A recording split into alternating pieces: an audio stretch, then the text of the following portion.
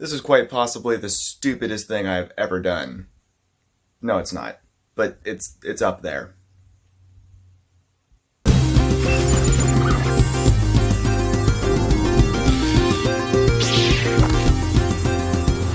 Hello, YouTube! Davis here, also known as your boy Fluffball, and it's a beautiful day here on Fluffball the Wizard. Now this is kind of a new type of video that I'm trying out. I've done this once before with the paper towel dispenser project, if you want to check that out. I think I'm gonna call it Adventures in Chick-fil-A. So to get you up to speed, I work at Chick-fil-A. I've been there for a few years. I've always worked in the kitchen. I am now a kitchen leader, and I'm also Facilities Champion, which means if something breaks, it is my job to either fix it or call someone to fix it.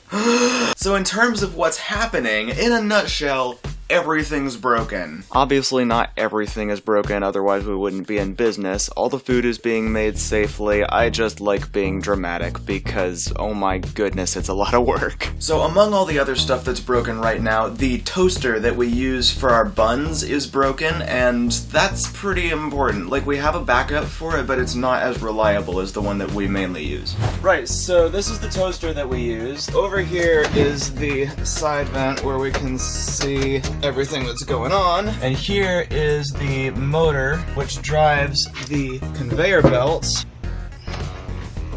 Now, the conveyor belt has a gear right there, which meshes with that gear, and that gear is turned by the motor. Now, the problem is, one of the gears in the motor is broken so that the big gear on the other side doesn't turn. So I need to replace the entire motor assembly. But to do that, I need to be able to get that gear off, which normally wouldn't be a problem, but the screw that's holding it onto the shaft there won't come out. Like, I even called a professional and they couldn't get it out either. So what I'm gonna need to do is cut the shaft there so that it just comes off and then just replace the gear. Now that shaft is metal, so how am I going to do that, you ask? Well, now we come to the stupid part of this. This is a hacksaw, or a very weird special kind of hacksaw, but it can cut through metal. It just takes a long time because you have to and like, it's metal. It's not exactly easy to saw through. This is a jigsaw. It's intended to cut through wood because of the way this blade is shaped here, and it goes really fast.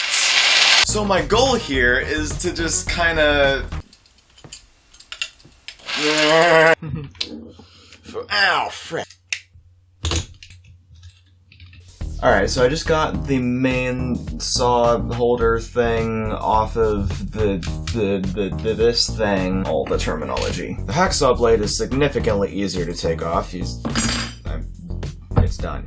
Can you tell how sleep-deprived I am and how horrible an idea this is? Alright, so you can see there's like a little groove in there, so the idea is I want to just put this exactly where the jigsaw blade went, but I'm gonna need to custom 3D print a part to go in there. So over here in Autodesk Inventor, you can see I've got the little mount there, and that is looking pretty accurate. Hacksaw blade, also looking accurate. So now we need to figure out a way to get this to stick in there with these screws and not move around, because that'd be bad.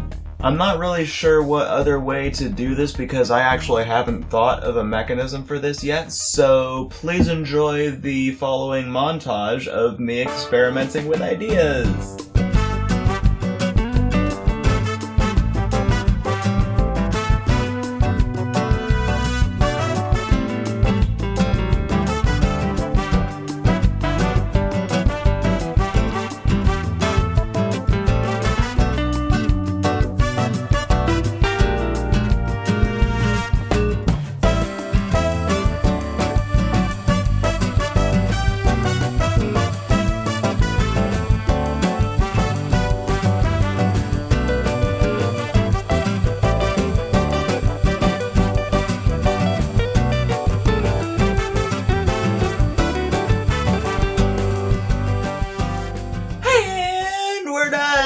At least I think think we're done. So this is the part that I've designed. It actually turned out a lot better than I was expecting. So the idea is we slip it over this thing a lot like I basically just ripped off this design, except I made it more 3D printable. So that's gonna slide over here, the screws are gonna screw in. The hacksaw blade is going to go in that little slot there, and then I'm gonna put one of my own screws through there to hold it in place. This is the part that we're gonna be 3D printing. You can see I've got some sacrificial bridges down here so that those holes will print. Everything goes all the way down, unlike this, so that we don't need support material. Everything is all nice and filleted, all nice and pretty. So without further ado, let's chuck this into Cura. No, not that way. That's the one. How we looking? Alright, that is looking like a straightforward print.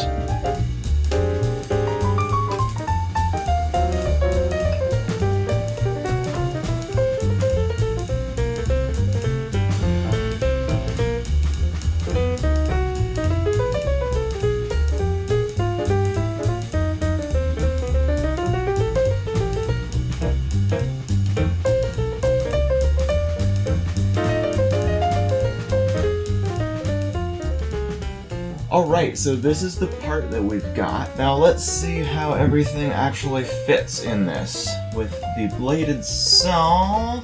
Okay, that's a bit of a squeeze, which I suspected, so we're probably gonna need to increase that in the next iteration. How's it do on the jigsaw? Oh, that's beautiful. Yeah, that actually fits absolutely lovely. And how about the screws? Okay, so the screws are looking a little tight. If I wanted to screw directly into the plastic and have that hold the screw in place, this would be just about perfect. But I actually want this screw to slide freely in there because this metal part has the thread that I want. So that's gonna need to increase a little bit. What about the screw that holds the hacksaw in place? Okay, not bad, not bad. That can probably actually be decreased a little because I feel like I'm gonna strip that. Yeah, I just did. Alright, got my work cut out for me. Let's work on take 2. The next day. Okay, didn't really feel like recording it. This is actually the 3rd version, but it works. We've got this beautiful part here. The hacksaw blade fits nicely like this. So now that's all nice and secure, and then this whole thing can go onto the jigsaw just like so. Then we put the little bolts in, lock everything down, and I think we're done. Holy frick, this thing is terrifying. Wait, one sec. Oh my gosh. Let's see if this actually cuts something. Jigsaw hacksaw modification experiment number 1.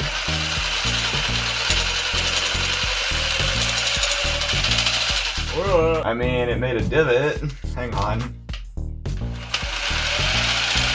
10 seconds later.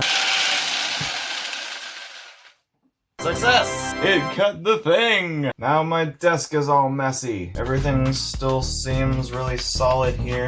I think this is ready to take into the field. Today is Sunday, so obviously we are closed. But through the magic of editing, we're gonna teleport to Monday in 3, 2, 1. Boom, it's Monday. I'm at work. I think my boss is about to come in here. I can show him the thing. Hi, Hobby. Hey. Look at my glorious creation. Why? So, the jigsaw is made to cut wood very quickly. A hacksaw is made to cut metal very slowly. I need to cut metal very quickly, so I made a part to put the hacksaw on the jigsaw, and it's freaking terrifying. Want to see it cut through steel like butter? Why is my creation? Okay, here we go. I should put on safety glasses. Safety first, kids.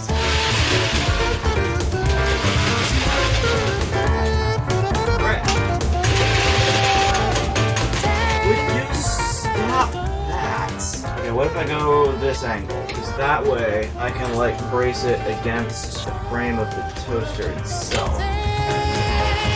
Come on. I feel like I'm doing nothing. Oh, wait. We have some metal shards. Means I'm doing something. Oh, yep, that's definitely a dent. Okay, progress is being made.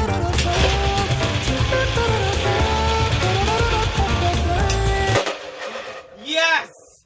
Ha-ha! Woo! Frick yeah! That is the axle that it came off of. So now that I have access to these screws, which the gear was covering, which is why I needed it off in the first place, I can then replace this whole motor assembly. So let me just clean this out. And now we unscrew.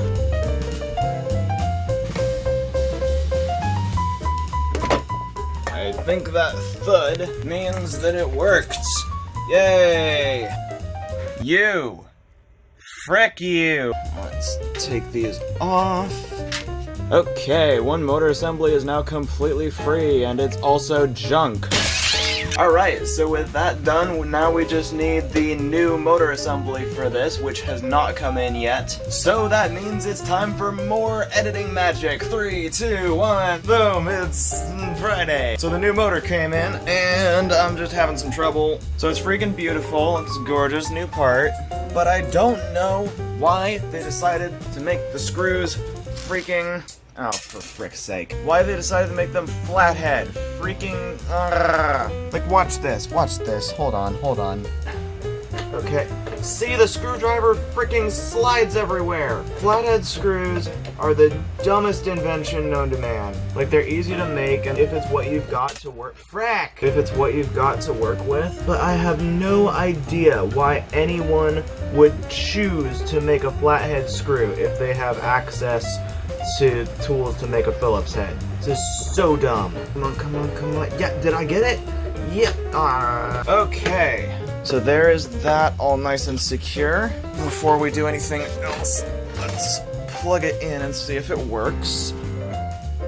Okay, nothing's blown up so far. We must be doing something right. Moment of truth. Heyo. And is the shaft rotating? Yes, it is. So let's get the gear onto there. Okay, so now we've got a bit of an interesting situation because this is the new gear and this is the old gear.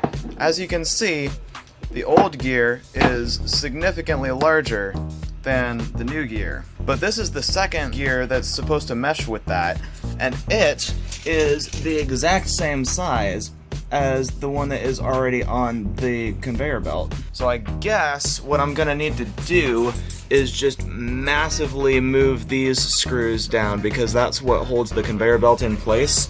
So like on this side, when I put the gear in there, it's not gonna mesh, so I'm just gonna need to move these screws down. However, let's just see if this fits at all. Oh, beautiful, look at that. Get this in there.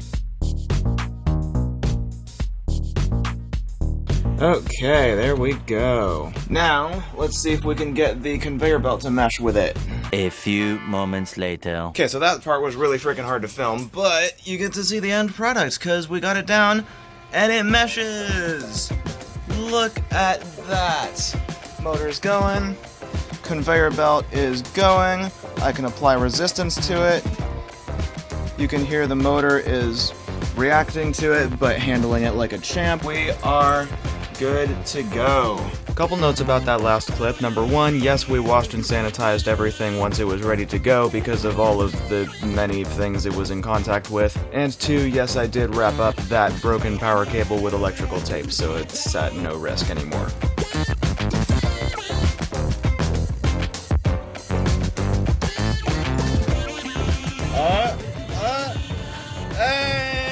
It works! We have a toaster! Alright, I can't believe that actually worked. Now one thing I do want to say is, addressing the elephant in the room, this was all recorded before the whole virus thing broke out. So now we are taking a lot of extra precautions at work. Like, we're still open, but our whole dining room is closed. We're doing drive-through carry-out only. The whole situation is just totally crazy. I myself am just now recovering from a different virus that was going through my family. So that that put me out of work for about a week, but I'm better now, going back soon. But anyway, I think that about wraps it up for this video. If you like it, there is a button that you can let me know. And of course, you can share this with all your friends during this time of staying at home. Give them something to watch and entertain themselves. And if you have anything that you want to show me, or if you just want occasional updates and whatnot, I am on Twitter now, which is super exciting, so go follow me at FluffTheWiz. I probably won't post there too much, at least not initially, but there's a slight chance I'll give you some sneaky peekies. And of course, I would love to see your guys' creations if you have something that you made,